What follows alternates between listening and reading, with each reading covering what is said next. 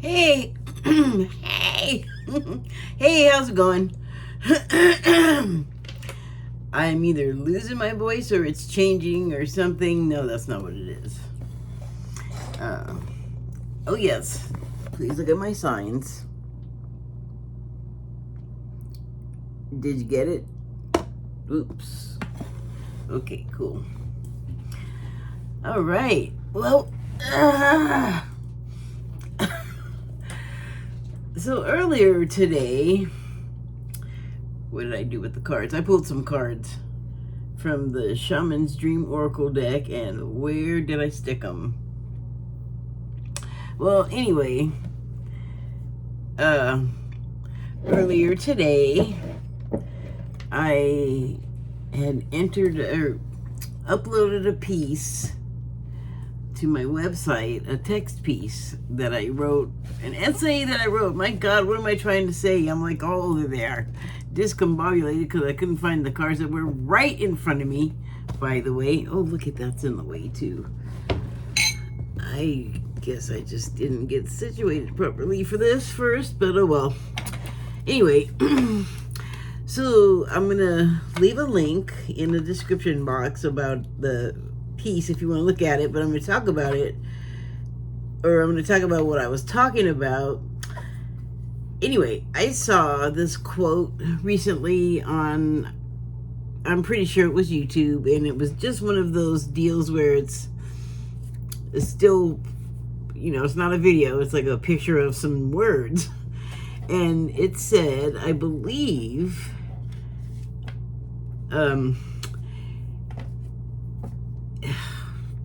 now I just lost it. It's something like, you know, you're out there saying you live this Christian life, or that you're this great Christian, but at the same time you're living like you want to go to hell. So that last part stuck to me. So let me try that again. Paraphrasing, you're out there saying you're this great Christian, and yet at the same time you're living like you want to go to hell. So I thought, yeah, wow, you know, but I couldn't really like only point fingers, you know. It's just another one of those I guess theological questions or theosophical questions that keep coming up for me. But I thought, you know, that's a really good question, because I could immediately think of some people that are out there doing that very thing, saying that they're, you know, Christians. They're not saying things like they're pious or that they're observant, or they're out there doing the things that, at least, like, I was raised Catholic. I don't practice anymore. It's ingrained in me. It's like another personality that lives in me, because it's just like everything that you're taught and the way that you're brought up in it by people that were also taught the same things and brought up in the same system.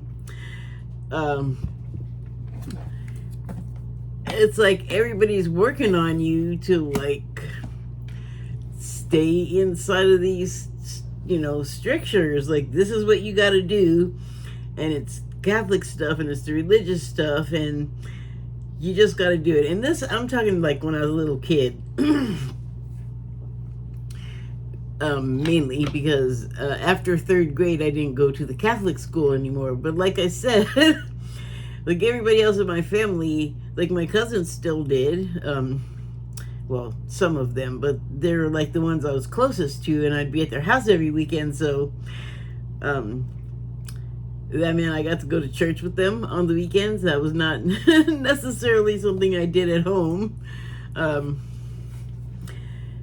Anyway, like, it just is, it's everywhere. And then online, just no one talking to me, not even talking about this stuff. I don't know what they were talking about. I just happened to be scrolling and I saw somebody say the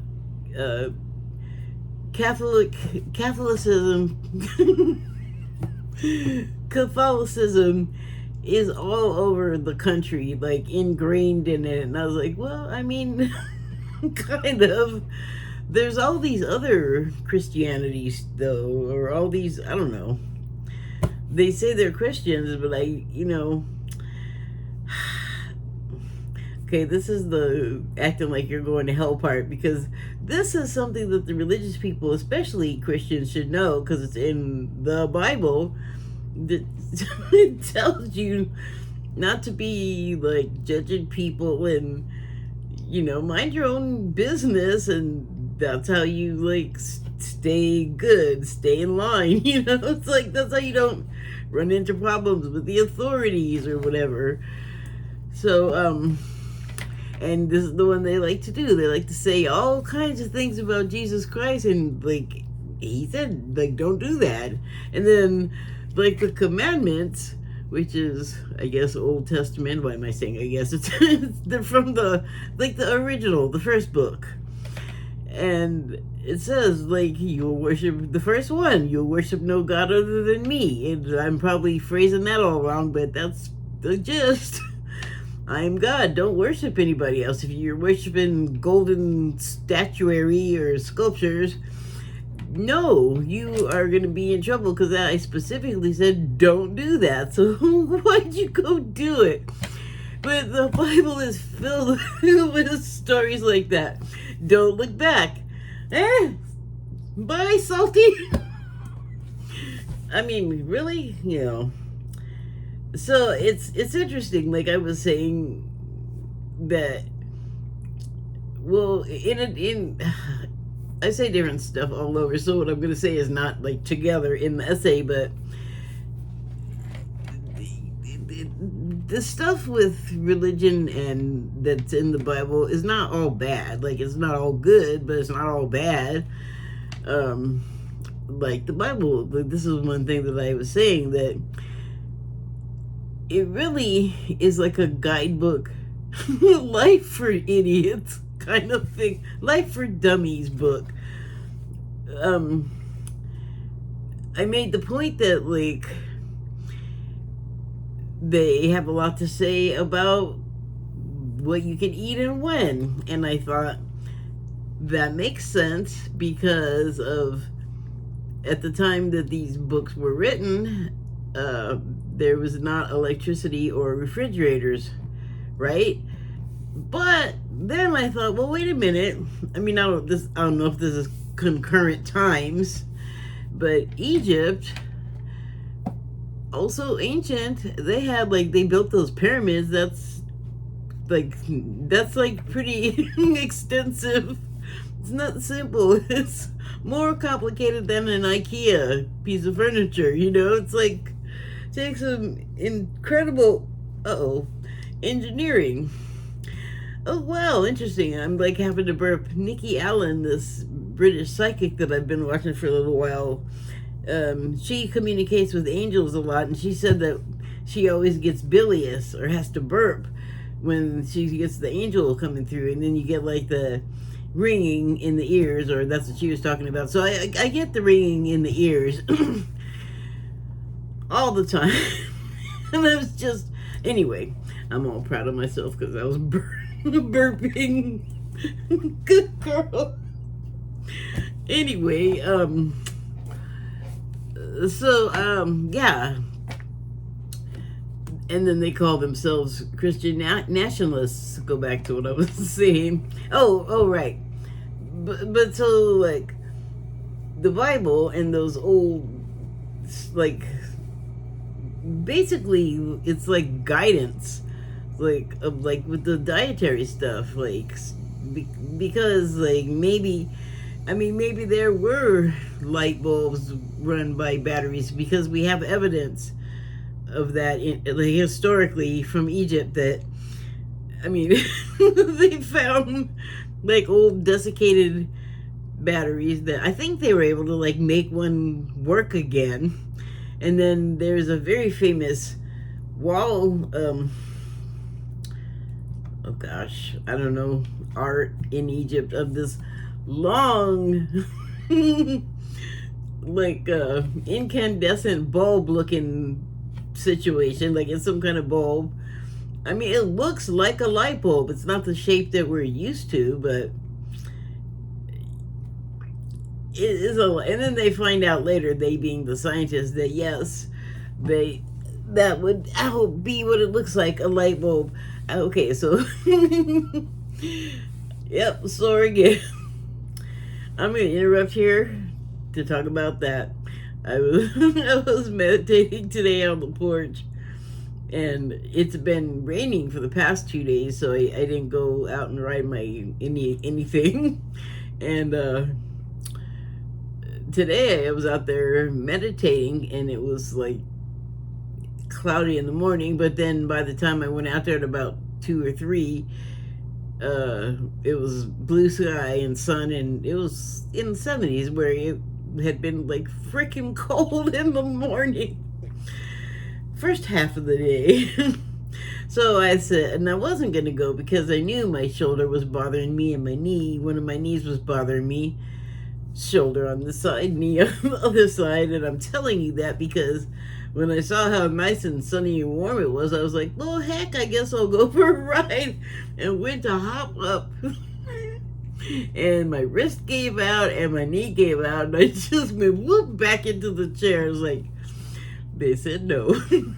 So, I thought I wasn't going to go anywhere, but I ended up waiting a little while longer, and then it was just hot. It was hot in here, and it's usually like the last place to get hot is in my house for some reason. And I'm very grateful for that.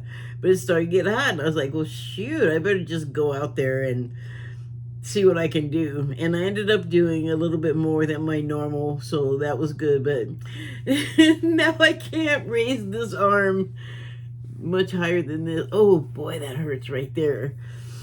Whew, so that's about here. About as high as I can raise. Well, this one works. This one, not so much. I'm not even going to raise it higher than that because I can feel the pain trying to happen. There. You needed to know that. So, I don't know. I mean, and then there's the other commandments, which, I mean, generally, if you follow them, amongst the people that are, like, unattended and, like, on their own, kind of, like, under their own roofs or whatever, it's just, like, ways to maintain order in civilization, basically. And there's a lot of that in there. And then, well, I mean, there's a whole lot of other stuff, too.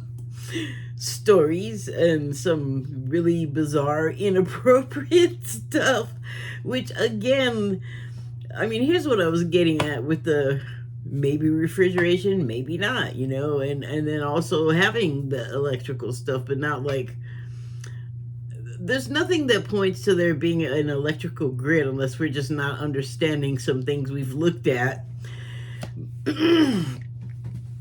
But all of it is like designed for us to be instructed with, because not everybody could read for a really long time, so you're basically dealing with whatever the cleric was telling you the thing said, and it's control mechanisms and like the generations of everyone sort of being cranked out learning the same things, and like it's just like a conveyor belt of continuous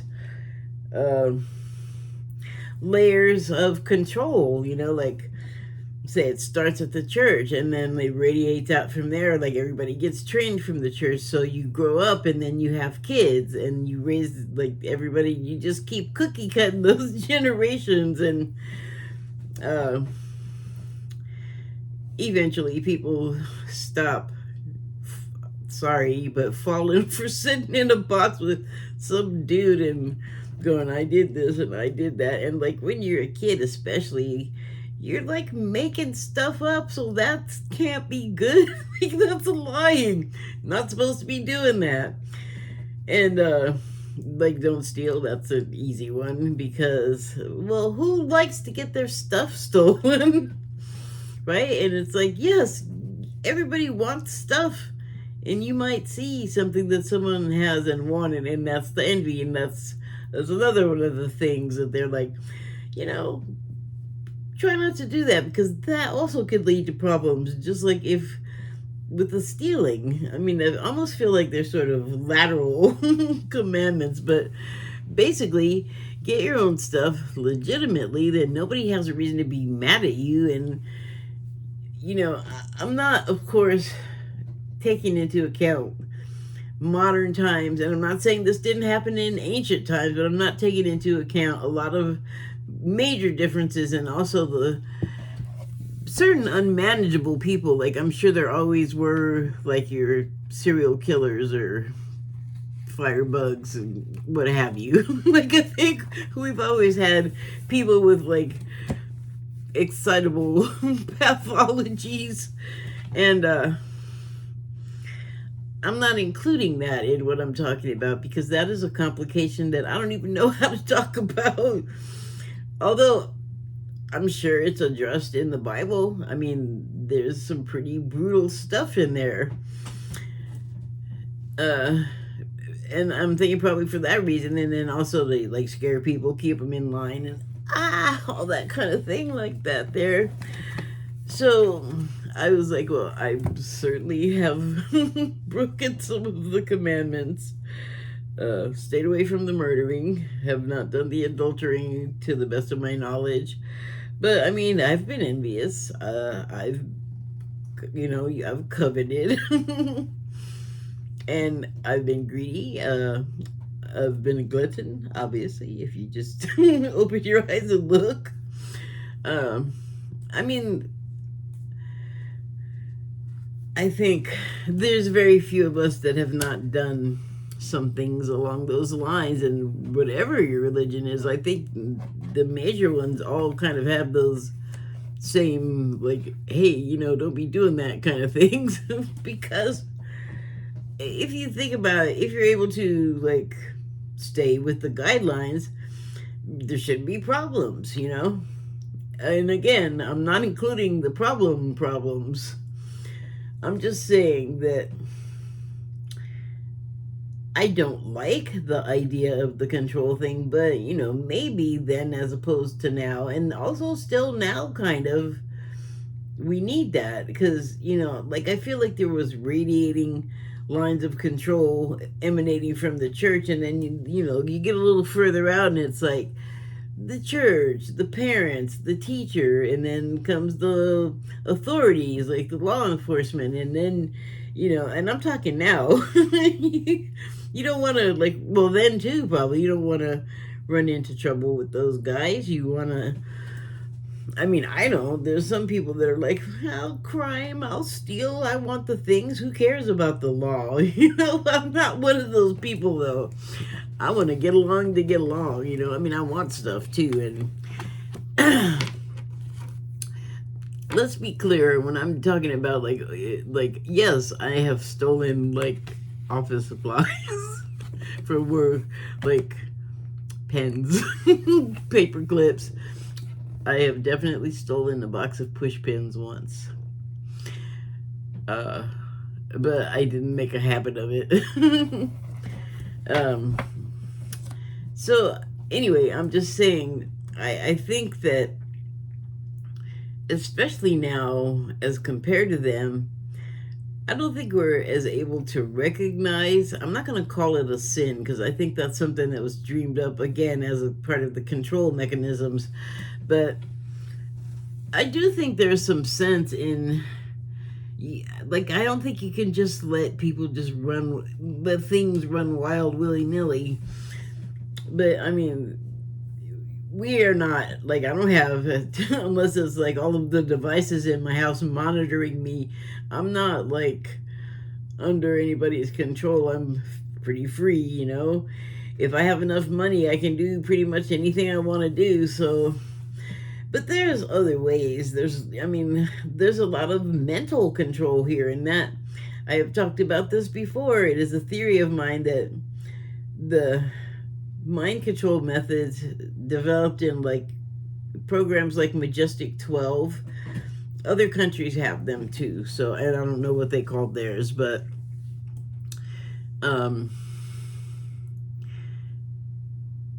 there was a years-long sort of research campaign with very sickly ethics, just pathetic. Learning how to mind control people. And so, they went through various methods, and it just took a long time. But supposedly the program ended, but I don't think it did, because I think somehow media got sucked into the Manchurian candidate program, and advertising and food making, and you name it, science, like everything got sucked in. And that makes it dodgy, in my opinion. So, okay.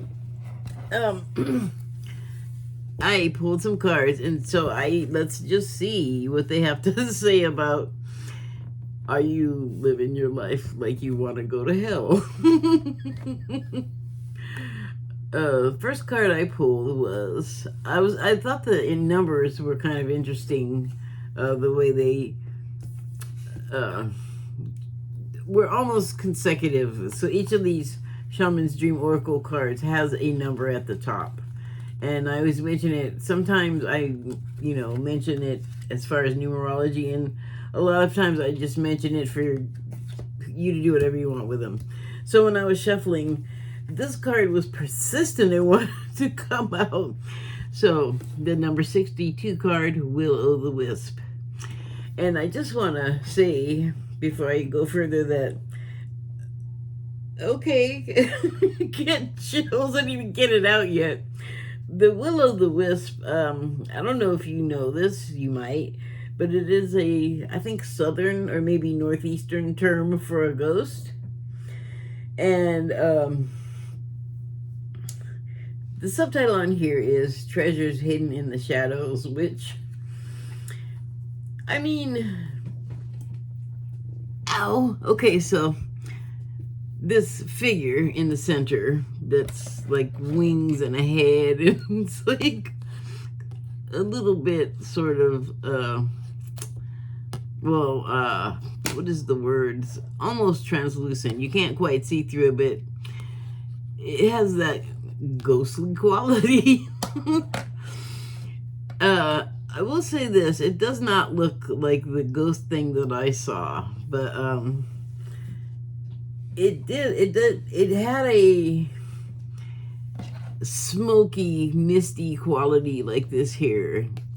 I didn't see like an apparition. I saw like stuff up in the corners of the room. And one time when I was, actually the last day I lived there, I had spent the night with me and the poor dog. This was in LA. It wasn't my dog, it was my roommate's dog, but I don't know if you know, but LA is really hot, like, all the time. And I think this was summer, too, so if the average temperature is already, like, 80, like, well, I don't know, maybe it's less in the winter, but it seemed to me like all year round it was, like, 80, unless it was raining, because seriously, I mean, we'd have shorts on Christmas. I mean, we'd dress up and we'd have all this ridiculous winter wear.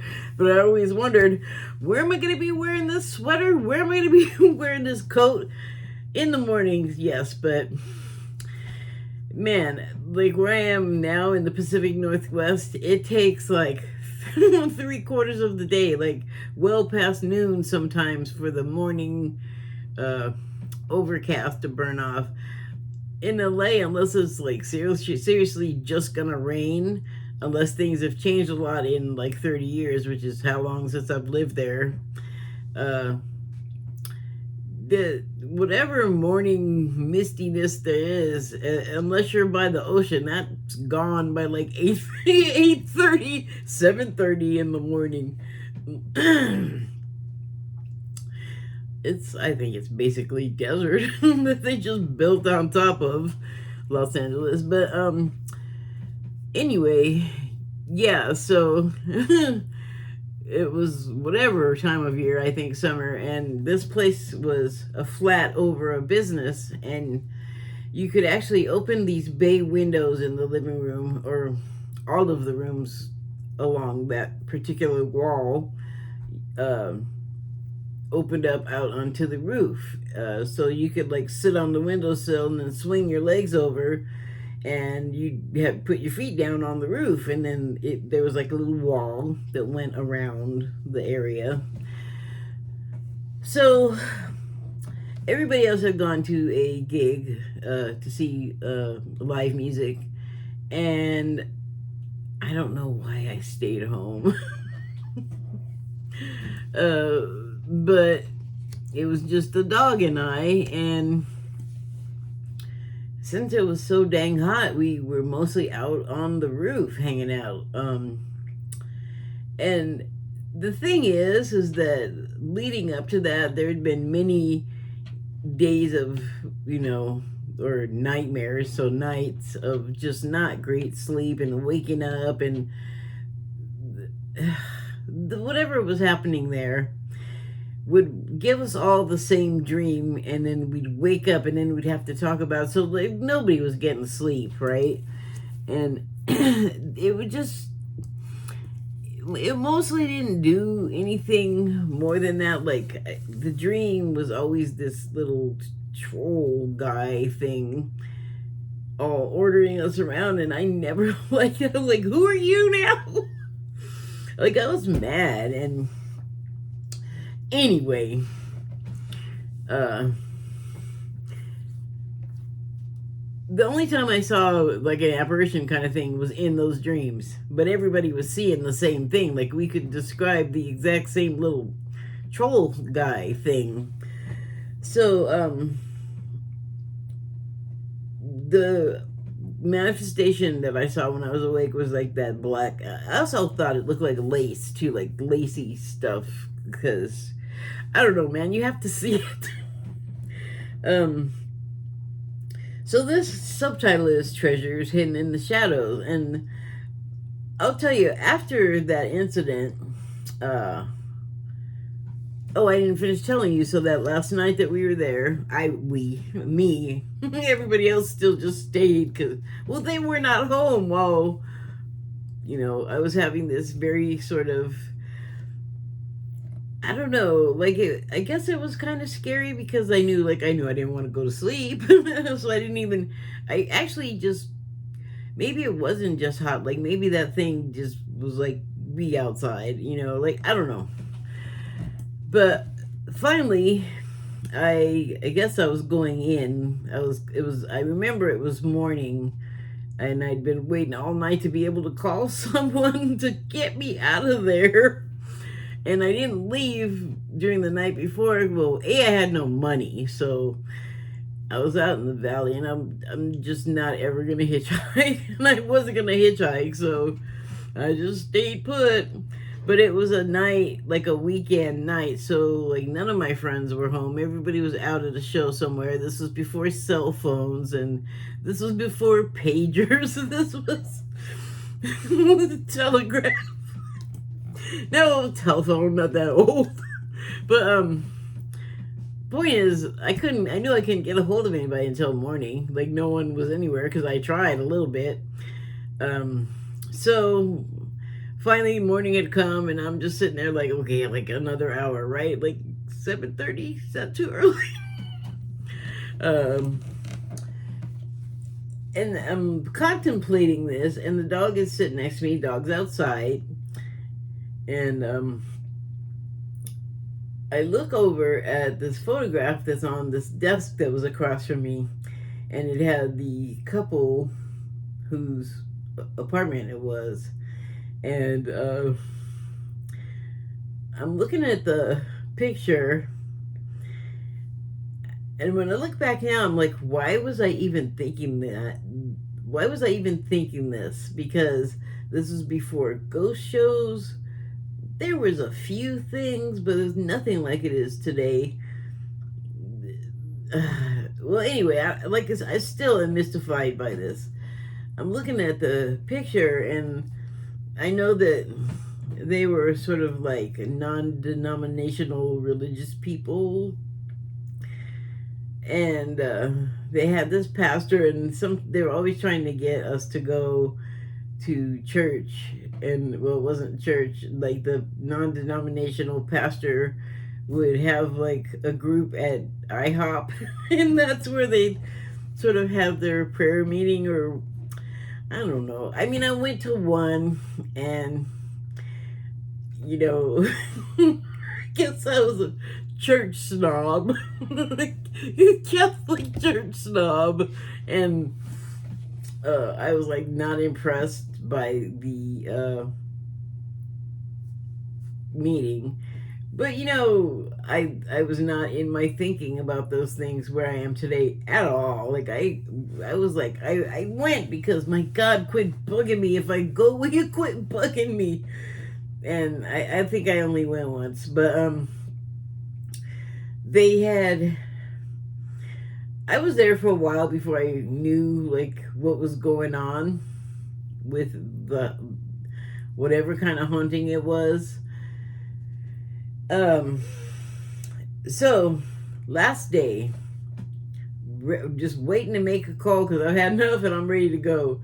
And I see the photograph of these two people across from me on the desk. It's probably about 7 feet away. It's a pretty big room. And I look at it and I'm thinking, God, they've had so many blessings, this pastor of theirs did, and it didn't stick. Like the entity just kept coming back and messing people up. And it kind of pissed me off, but not for the reason you think immediately. I don't think.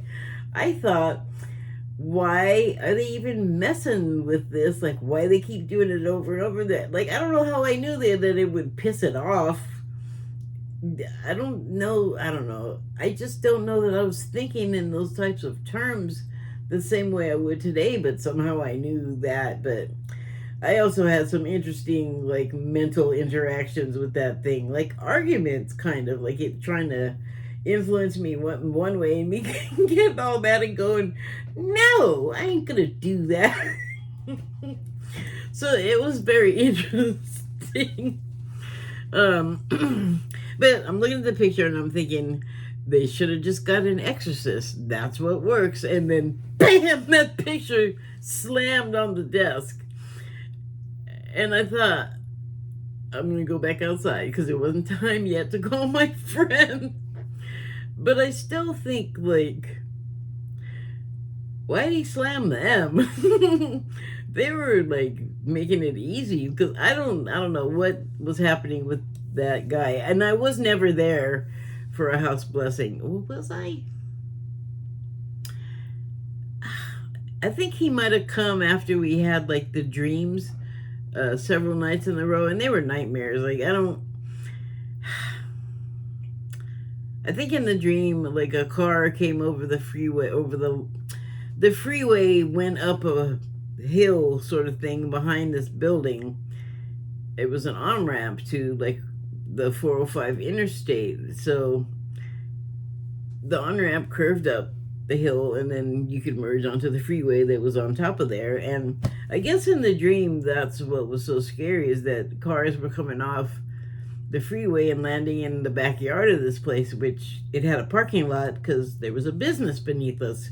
Actually, there was a couple. So I guess in reality, this had happened a couple of times. Not while I lived there, but I guess there were deaths of people that, I think they said it was 2 cars that came off the freeway. And I think one time one car hit people in the parking lot below. I believe that's what they said. I haven't thought about that in a long time, so I could have gotten that wrong, but horrible enough. Like, it's good. It's horrible. I get it. Oh, so what was the treasure I got from that? Well, after I was through being scared, I literally moved like 1,200 miles away. So just like, I couldn't. I couldn't be, like, I felt like I couldn't talk about it. I didn't want to think about it. I just didn't want to invite that back in my life because it doesn't sound like it did much from what I'm saying. And how long was I there? I don't know, maybe 6 months? That seems long. That seems longer. But once I stopped being afraid, it kind of piqued my interest. So then the more ghost show type stuff there was to access, the more I started paying attention to it. And then I think that like made it my sort of mind more hospitable to the idea of the supernatural. What am I trying to say? Spiritual stuff. That if you study it long enough, you find out that, oh my gosh, where do you end back up with Jesus and God, which apparently the God being, I was going to say unit, but the God being does not like to be called God. Spirit or source or the creator, I think is a better way to do it. But I think that, oh my cat, what are you doing? Go through the window, please. It just made me open to that stuff. And I do think it's interesting that it seems to lead back to the religion that so many people are running from or trying to disassociate from. And you know what? That's fine. Because for some people it really works. Like, that is the system for them. And then other people need something different, And gosh, even like negative people got their deal, They can worship the devil or just be like, whatever. I don't want to get all into that. So I guess that which is hard to explain, that really penetrates your being and maybe scares you real good too. Once you climb down off of the chair and stop clutching your pearls and let some time pass and get some perspective, you can find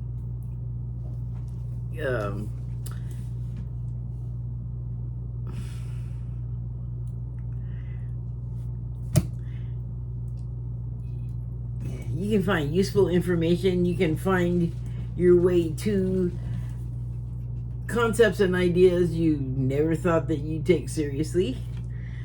Oops. Although, shoot, the puffer came back. Can you go away though? I'm not gonna do stuff with you right now. Go on, kitty.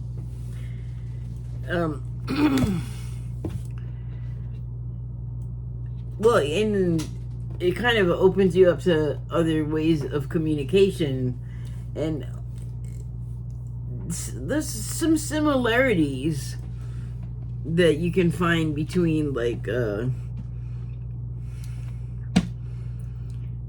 religion and then your alternate choices, which are closer to Hinduism or Buddhism or something like that with the meditation. Although there's meditation in Christianity too. The clerics do that, the non-speaking. What do you think? What else do you think happens when you're not doing all that talking? I'm just yap. Ouch. So yeah. Treasures hidden in shadows. This makes it sound much more quaint than the actual experience in the shadows. Man, you're scared witless. Alright, this card is number 17. So, oh yes, the numbers 62 card 8, if you add the 6 and the 2. 17 card 8 again. And this one is Eye of the Needle, intentionality. Well, Okay, so if I'm talking about the first thing that I started with, which was the, are you trying to go to hell? There's a lot of things that can make you stray from the path of good, basically. Uh, I mean, it can be as insidious as your own thoughts, right? So, I mean, I feel like that makes a very narrow passage, but if you get through it, like if you get through an aperture, which is what I'm likening what I'm saying to, of a needle like this, that's quite an accomplishment. Like if you can avoid all of the things that I didn't even try to avoid because I was just curious, then if you have the belief, this old belief, this confining belief that, you know, a sin is a thing, like everyone is not perfect all the time. In fact, I think the universe conspires to disperfect your experiences so that it's more interesting than just like a pleasant, you know, trip to the ice cream parlor and you got ice cream and you ate it and then you came home and like that was the whole thing. Sometimes in life you will go to the ice cream parlor and you'll be sitting outside at a table with whomever having a nice day, and a car will lose control and kill everybody on that ice cream patio but you. And it's like, I know that seems harsh and a crazy thing to say, but sometimes trains jump tracks and people are not like ready and bam, oh, they're no longer with us. Or they're still with us and they're mangled, and that person has to go through however long, months or years of recovery, and that knocks that person into a whole nother state of thinking, of feeling. You know, it's interesting. So I was watching Nikki Allen earlier, and she was talking about this meditation, and she had not planned to do it. Hadn't It was spontaneous, is what I'm saying. And she was talking about people that sort of tune into earth energy and want to protect it and, you know, love everything about it, and, you know, which includes us people. Like, we're not separate from the the animal kingdom or nature. And in the meditation, it was about, well, you know, it reminded me of something that I didn't invent it, but it came to mind. I'm sure it just because it exists, as was a love grid, and that consisted of people all over from every direction holding hands, and so making that kind of spiritual contact. And then what the people were doing was they were standing all around Earth, and the Earth that she talked about in this meditation was a flat Earth, so that everybody could stand around the edges and everybody could be standing around the whole thing. I guess you have to just like do some mental folding with that imagery there, but we were getting a blast of energy from Archangel Raphael, which is healing and nature energy because of the green color, and that's associated with Archangel Raphael. And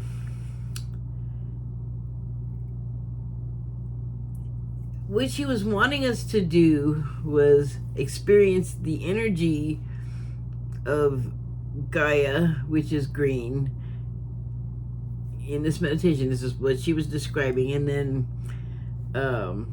also the energy from Archangel Raphael is green. So both of the nature energy and then the angel energy are healing energies for us. And so basically they both like burst behind us with rays of green energy, and it was hitting everyone in the back, and it was just like going through you, and then it was doing this process of going through you and then radiating outward and then sort of rebounding back in and going back through you, and just sort of repeating the process until like and it was happening to everybody on this grid. And so you're just being suffused and saturated with this green healing energy. And then, you know, we were supposed to blast each other that we were holding hands with and that was around us, with this energy, blasting it back and forth and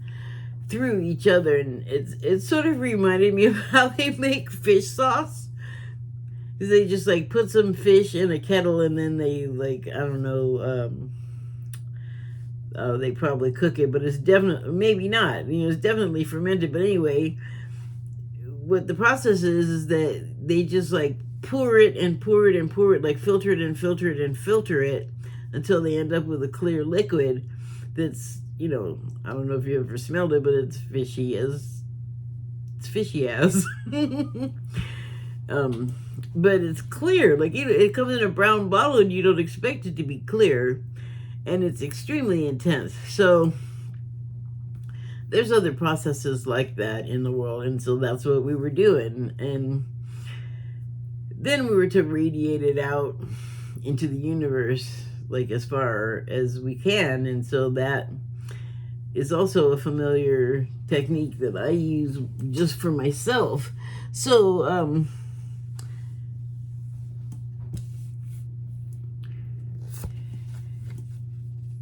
I'm not sure what that has to do with this. I guess I'll get to it. But if you're successful at getting through the needle, I'm not saying that you have to be perfect in order to do that, and that you are able to be 100%, you know, like without sin, I guess, in this case, because I that is the religious thing. Like either you're a good and you're not a sinner, or you're bad and you are. But then it's so confusing because you're born a sinner and we're all sinners, and it's just like, man, stop saying that. I don't think that's true. I think that's more that, you know, let us control you in a way kind of thing. But to pass through the space, you have to make some concessions to getting through. Like you gotta like shed some stuff or not do some things or something like that. But in some way, you gotta sacrifice something of yourself to be able to do it. You know, like if you just want to party all the time and then like ignore other things that are kind of more important, because I mean certainly you can party, just not all the time, because there's other stuff that's important that, you know, we all have to sort of take a part in, or we should, because if everybody does their little part, you know, things work well. But that takes intentionality, you know, like you have to decide that that's what you want to do. Just the way that you can decide, I ain't going to do any of that. I am not going to like be responsible and do the things that everyone expects me to do because everybody else does it. Like I said, there's always there's always a problem element in a society. So number 9 card. So we've gone from 8 to 9 now. And this card is dancing on one foot, or dances on one foot, balancing act. Well, here's the thing. Like I sort of started to go into that. This card with the sin and what you do and you don't do, or you do and you shouldn't do. If you want a certain life, if you want to be, if you want to present in a certain way, if you want to live in a certain way, but you know, you also can't always like stop yourself from having a negative thought or doing some negative thing. Like, I mean, I took a box of push pins. A lady got arrested at some sports stadium for stealing thousands of dollars worth of chicken wings. And of course selling them, so that's, but still not great, but at the same time, this woman, I believe, worked in the place that, at the stadium, the concession that sold them. So obviously she had some responsibilities, and it could be that she wanted to sell the food and have the money to like buy herself nice things, but it could also be that she wanted to use it for her family, because I mean, you can have a job, but they've been saying for a while you need 2 and 3, and then like, when do you sleep? When do you have a break? Like, that seems wrong. So just those big examples I gave can have a person teetering back and forth, one foot to the other. Like, one world has reasons like responsibility, that you have to be there doing the things, but you can also step right out of that and go do the things that you really are not supposed to do. Like, everybody kind of frowns on them. We all have to find like our middle ground, and that's where we perform the balancing act, if we have those things. But I guess you could say that no one is without sin, in the sense that it's real hard not to violate these really strict scriptures. I don't know if it would be a harder thing to adhere to them, like back in closer to the time when the book was written, or now. There's a lot of temptations now, but I imagine the same was true back then. So what is the difference between us now and then? I don't think I'm going to get the answer to that right now, but that's a thinker. So the next card is number 29, and it's Horned Cactus. Subtitle is Resourcefulness. So, like I said, the numbers were sort of ascending in order. Sort of is the word, because the first two they amount to 8. The last one before this amount to 9. This is 29, but if you add the 2 and the 9, it's 11. 11. So maybe we just... Oh, well... Yeah, I guess that's where the number thing of mine just kind of falls apart.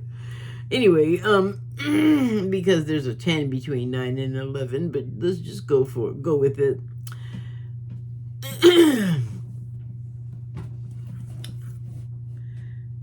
Sometimes, if you're trying to pursue this, pursuing getting through the needle, and you're also having to contend with this, I want to think of another imaginary individual that it actually does a little better, like fending off the temptation and things like that. But look what they've had to contain themselves in. Like, I feel like you've kind of made yourself, hi, I don't want to be accessed at all by anyone ever. Like, what is your ultimate goal? Are you going to stay locked in your spiny casing forever and never deal with people? Because, I mean, people can cause you problems, but not always. A lot of times we cause our own problems and then interact with people, and then the roles about who did what can get hazy, but not inextricable, I don't think. But some of us are paranoid, highly protective, shy,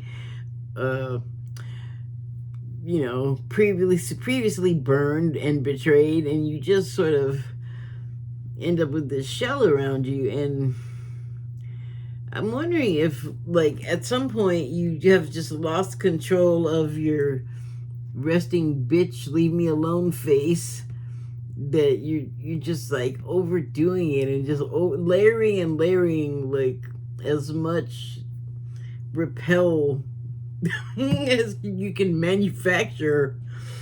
And wow, I see, like that, the subtitle on this is resourcefulness, but all that covering up and hiding and defense against, like, really? Like, are you expecting some sort of war situation? Because, I mean, it's shown as a plant, you know, but I think that just means the spininess can grow on you, but, you know, can also be shed, because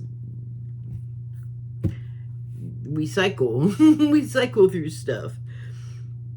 So I think the resourcefulness here is to work your way back out of this feeling, because what we don't want right now is to be farther from each other. We have enough trouble. We're going to have enough trouble clawing our way back to civility to each other. And I think that everyone needs to kind of step out of their shells, if you will, like their own personal little groupings, or you know, I guess not groupings. I mean, maybe like individuals end up in a group, but they all have their own reasons for showing up and loosely agreeing about the same things. But there's a lot of diversity in the people. So there's like whole groups of people that have gotten themselves deep into believing things that they don't want questioned, and that they don't want to accept other alternative views from outside. So I think actually it's not going to just be the resourcefulness of the people trapped in their own spiny restrictions, I guess. I don't want to say prisons, but because I think they can be left. I think you can just eventually find your way out. But you might need help from other people, you know. You might have to ask for help, and I know that's hard. Like that, when you ask for help and you don't get it, then you think that you just spiral. Like, you can't really like live in a world of I can do it all by myself. I'm off the grid emotionally and physically, and everybody is against me and everything's bad, and I need you know, it's like, wow, that's just not a healthy place to be. And especially if it's, you know, mostly manufactured or imagined, you can really like come out of that. You have to believe first that it's a thing. I think that's the thing that gets you out of the gate with a lot of, I think it's an addictive behavior. So the next card is a number 20, and so the consecutive went all out the window. Unless I do my thing where I cheat and I turn the 2 into 2 1s, and I got an 11-11 situation. Yeah, never mind. So the last card I pulled was Feast of Plenty, and the subtitle is Choices and Their Consequences. Well, choices. What if you make yourself too big to fit through here? What if this don't fit through there, and that's where you want to go? And that's where all the people are. You want to be where the people are? Oh, wait, no, this person doesn't. Yes, you do. You're just afraid. And you're not alone. Like, it's...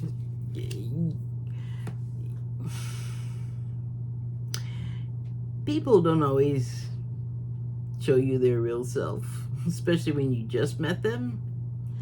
So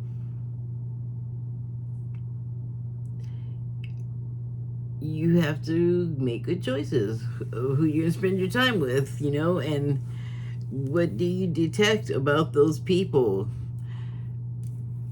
Are you going to need weapons around them to defend yourself? Is it going to be like this? Or is it going to be something that you can move through, go above and beyond the need for weapons, and sort of tune into something, a higher vibration that, well, you know, I was just watching something before I started doing this, and it's talking about like raising your vibration, and well, I saw a couple of things, but one thing made me think of raising your vibration and that character from DC Comics and their animated and movie universe, The Flash. They were talking about people that there's a, I think, Indian meditation technique that certain people, they're like specialists at it, and it takes a long time to learn, and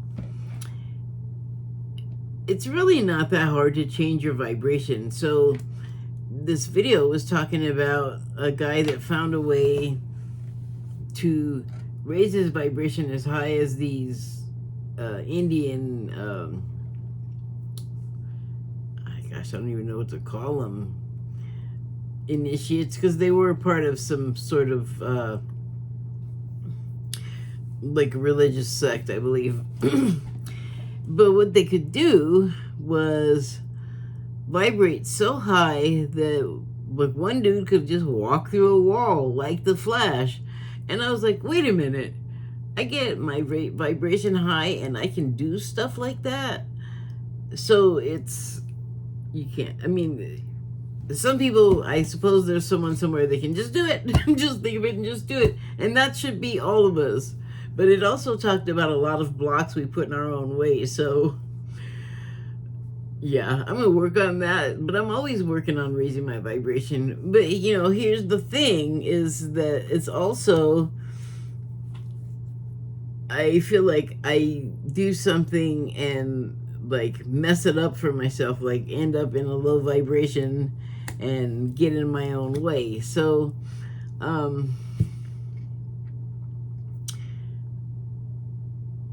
if you get to stay in the high vibration, eventually, I think you learn to stop doing what I was talking about and sabotaging yourself. So that's a goal. I mean, yeah, I mean, for all of the spiritual reasons, I want to vibrate high, but man, are you kidding? I want to, like, put my hand down on this counter and just let it sort of melt right through and then pull my hand out again. Like, I think that's amazing. I don't know what it's good for, but it would be really cool. So I'm not giving you great reasons to raise your vibration, although I think it does wonders for your physical health. I'm pretty sure it does wonders for your mental health. If you can reach that place, you're on your way or in a good place.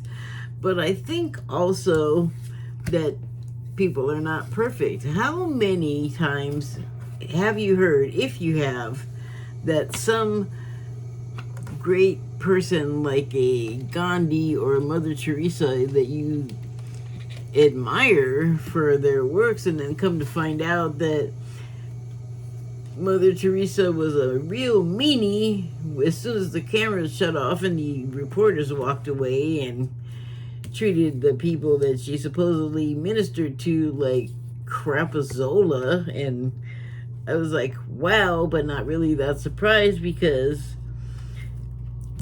things are just not what they appear to be all the time, including people. And if you have not experienced that in your life, whoever you are looking at that, I'm very surprised. I'm very surprised that you have not met someone that you get the impression that they're super nice, and if you get a moment to talk to them, they get turned like Jekyll and Hyde in a second. It's a book. If you can find it, check it out. It's a good story. Dr. Jekyll and Mr. Hyde, but I mean, and that was about a monster slash guy that would be like a really cool, smart guy and then turn into basically a monster and then would do like monster stuff, because this was like black and white movie stuff that I'm thinking about. There's a book. It's you know, it's an old story, but probably you've met someone that's like a Jekyll and Hyde character. Why was I talking about that? I don't know. I don't have any idea. Ooh, so I'm at an hour. I'm gonna pull a couple of messages of Cosmic Oracle card. I feel like there's a little bit more to be said here. And then I'm done, and I'm gonna go out and try to meditate again and see if the raccoon comes back.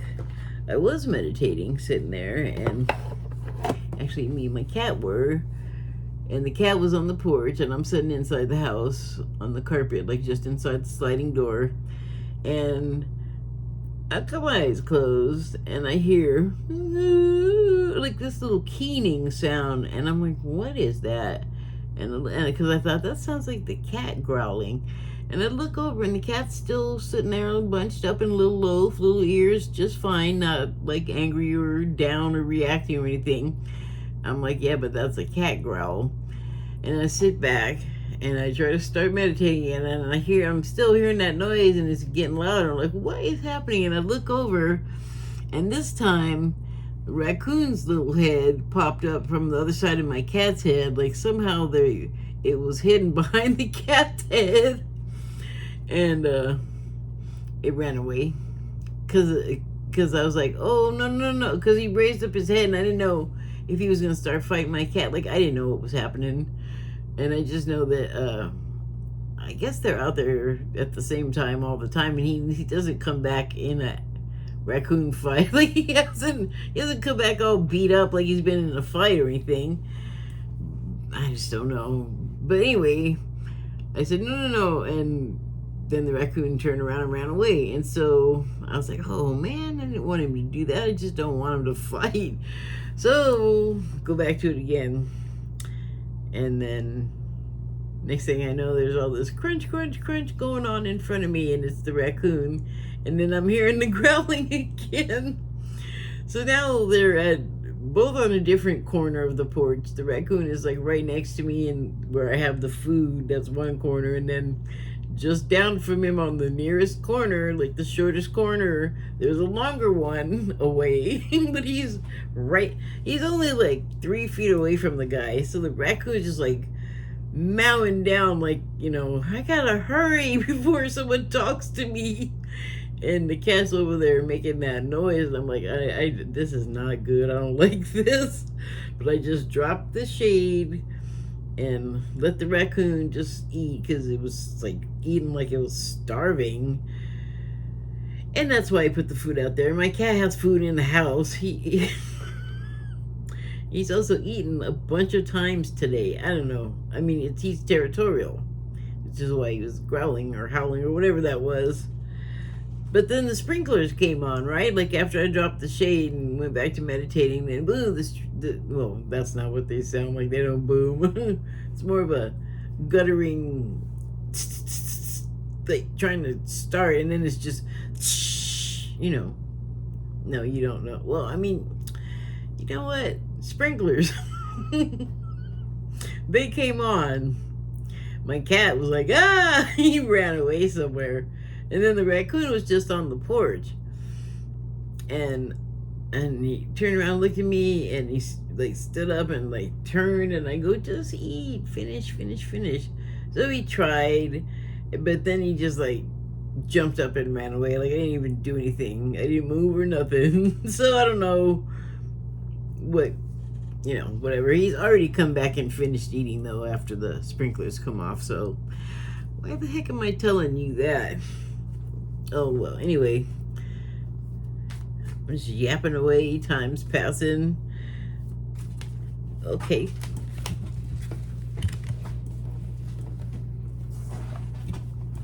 just gotta pull one, I guess. Let's see what this guy says. Say goodbye to your past and leave the baggage behind for good.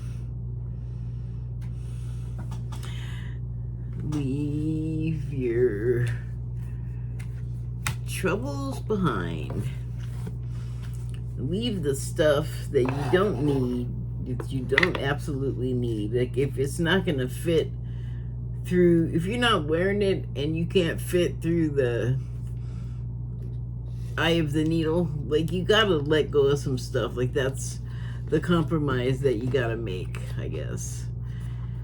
And so what are we leaving behind, though? Well, let me put it this way. The topic here was, are you living like you want to go to hell? I don't believe in that. Exactly like that. I believe you can make your life a living hell, or someone can contribute to that for you.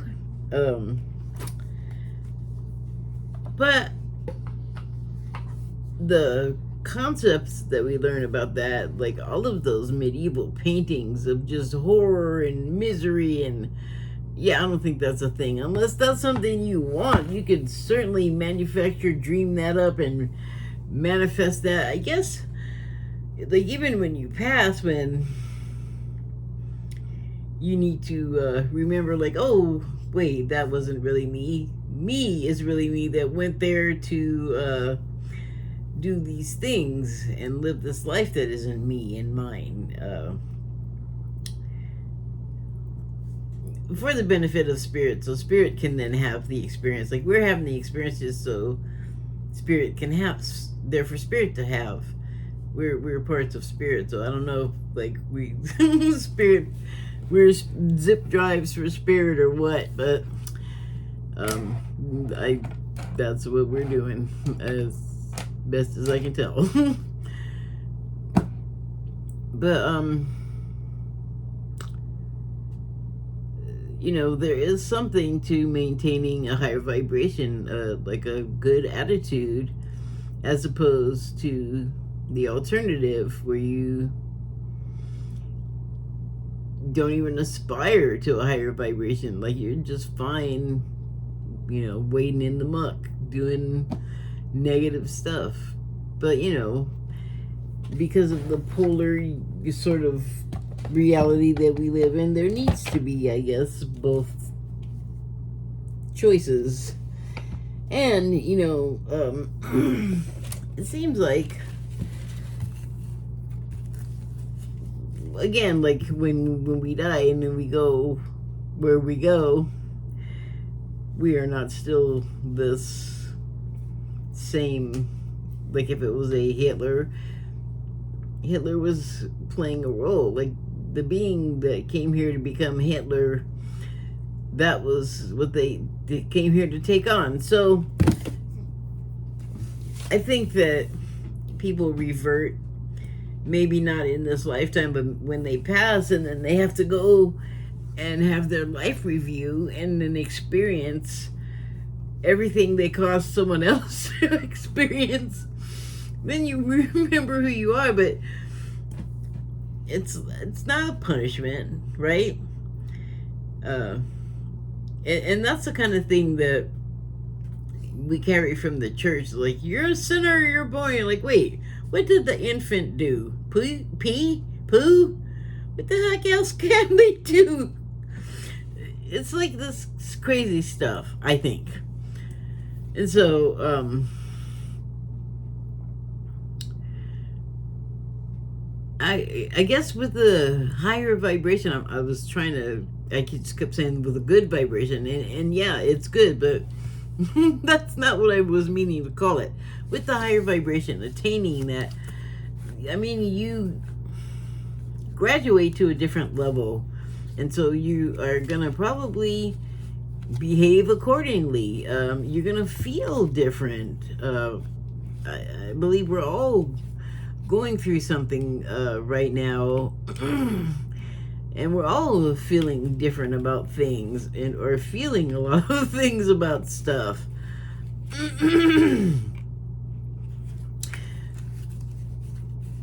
I guess, if you want to live like you're going to hell, then you're going to have to be ready to really squeeze to get through that needle, the eye of the needle, because that represents to me, like, gosh, going through the brass ring, hell with grabbing it. Just dive through it. That's an accomplishment right there. Like, yeah.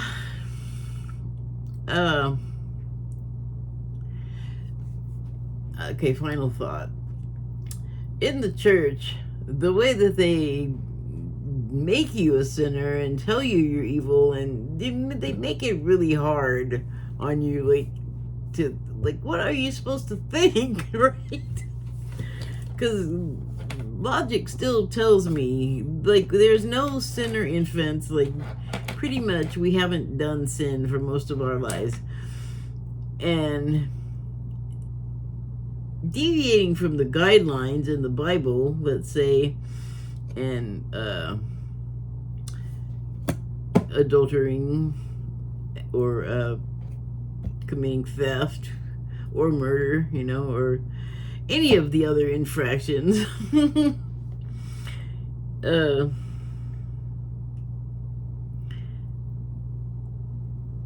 I think they made it like such a big deal, the church, just so they could use it against us to, like, control us. Not necessarily in a malicious way when I say use it against us, but I feel like, well, it's just me. I like, don't try to control me.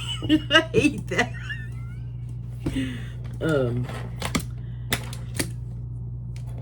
But I think now what we would consider, I mean, some things have always been kind of sinful, like murder.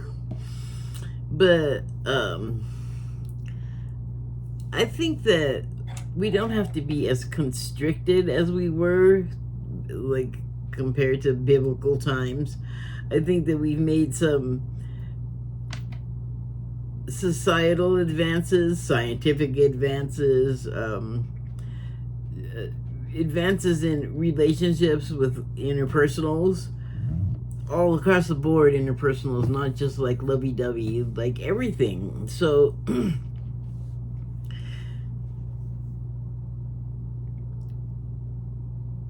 like, there's some things that are not sins today, is what I'm saying. But regardless, maybe to vibrate high, even in the sense of the flesh, you can't be encumbered with all kinds of stuff, like,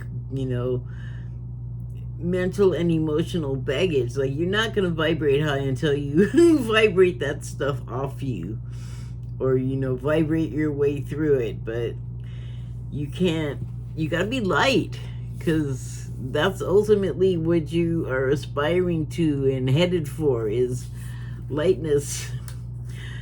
And these days, I don't know, like, is what you're doing gonna send you to life is hell? I'm in a living hell. I think that we all are able to discern when we're doing that and when we're not. And I would venture to say that when you're doing the not doing, you have a lot more freedom. You have a lot fewer people telling you what to do angrily. Fewer people thinking that they have the right to treat you like a bad dog, which is, even if you did something bad, you could still be respectful. Everyone doesn't have to lower themselves to that lower vibration. Like, you can still, you don't have to. So now I need to go. It's long enough. Shut up. Thank you and good night.